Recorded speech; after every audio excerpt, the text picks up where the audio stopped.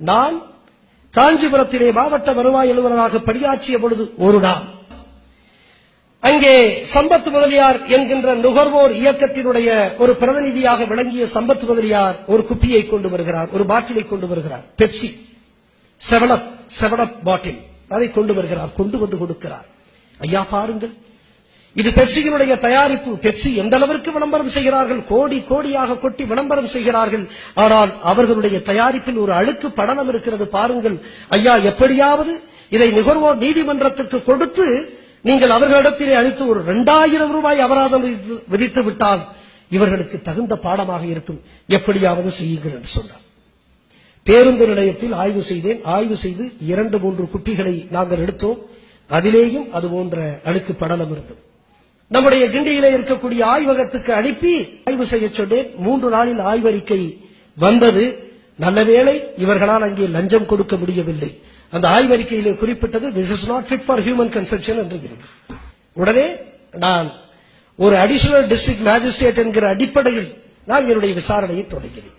இறுதியாக அந்த நிறுவனத்திலே என்ன சொன்னார்கள், நாங்கள் இந்த குப்பிகளை எல்லாம் பாட்டில்களை எல்லாம் எங்களுடைய சரக்கு எல்லாம் போலி சரக்காக இருந்து அதை கொண்டு வந்து நாங்கள் கண்டுபிடித்து வைத்திருக்கிறோம், அதை எடுத்து நீங்கள் இப்படி சொல்லுகிறீர்கள் என்று வாதம் வைக்கிறார். எல்லாவற்றையும் கேட்டேன். பிறகு மாவட்ட காவல் கண்காணிப்பாளருக்கு செய்தி அனுப்பினேன். ஏதாவது இந்த நிறுவனம் பெப்சி நிறுவனம் ஏதாவது போலி அந்த குளிர்பானங்களை பிடித்து அதற்காக நடவடிக்கை எடுக்க சொல்லி உங்களிடத்திலே புகார் அனுப்பி இருக்கிறதா என்று கேட்டேன். மாவட்ட காவல் கண்காணிப்பாளர் சொன்ன அப்படி ஒரு புகாரை இதுவரைக்கும் பெப்சி அளிக்கவில்லையே என்று சொன்னார்.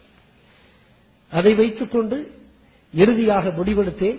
ஆங்கிலத்திலே ஒரு நாள் இரவு முழுவதும் உட்கார்ந்து 14 பக்கத்திற்கு ஒரு ஆங்கிலத்திலே உத்தரவை பிறப்பித்தேன்.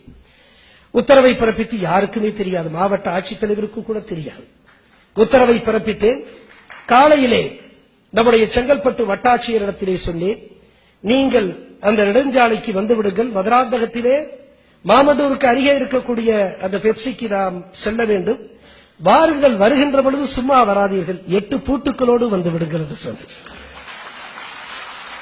பாருங்கள், எதிரே இருக்கக்கூடிய நிறுவனம் அவர்களுடைய தயாரிப்பு மனிதர்கள் அருந்துவதற்கு உகந்ததாக இல்லை என்று சொல்கிறார்கள் அறிக்கை. அந்த அடிப்படையிலே ஒரு உத்தரவை பிறப்பித்திருக்கிறேன். என்ன உத்தரவை? பூட்டு போட வேண்டும் என்று சொன்னேன். அவர் பயந்து போயிட்டார். ஐயா ஐயா ஐயா கலெக்டர் கிட்ட கேட்டுக்கலாம். கலெக்டர் கிட்ட கேட்டா கதையெல்லாம் நடக்காது, நடக்காது, முடியாது, நிச்சயமா முடியாது. அவர் எப்படி அனுமதிப்பாரு? அதெல்லாம் நீங்க படிச்சிருங்க, உத்தரவு போட்டாச்சு, இனிமே நீங்க பின்வாங்கினீங்கன்னா சிக்கல். உள்ள போங்க, ஒரு காவல் ஆய்வாளரை கூட அனுப்புறேன், தாசில்தாரை கூட அனுப்புறேன், உள்ள போங்க, போயிட்டு உத்தரவை காண்பிச்சு பூட்டிட்டு வாங்க, பூட்டு இருக்கு, அரக்கெல்லாம் இருக்கு, எடுத்துட்டு போய் செய்யுங்க அப்படின்னு. இவர் போனாரு. 10 மணிக்கு போனார்.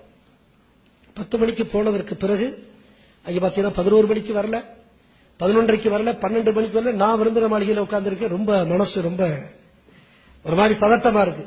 இவர் 12:30 வந்தாரு. பதட்டத்தோடு வந்து, ஐயா நான் வந்து யாருமே விட மாட்டேங்கிறாங்க, உயர்நீதிமன்றத்திலிருந்து வழக்கறிஞர்கிட்ட பேசி வழக்கறிஞர் வந்துட்டாரு, அனுமதிக்க மாட்டேங்கிறாரு, எங்கெங்கெல்லாம் பேசுறாங்க, அமெரிக்காவெல்லாம் பேசுறாங்க.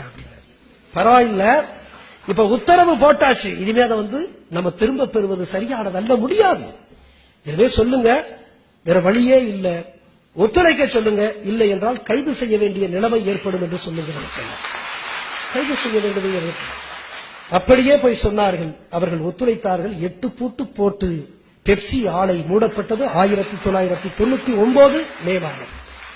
அது மட்டுமல்ல, ஒரு ஆலை மட்டும் மூடது. என்னுடைய மாவட்டத்திலேயே பெப்சியினுடைய தயாரிப்பை விற்கக்கூடாது என்று உலகத்திலேயே முதன்முறையாக பெப்சிக்கு தடை எடுத்தது.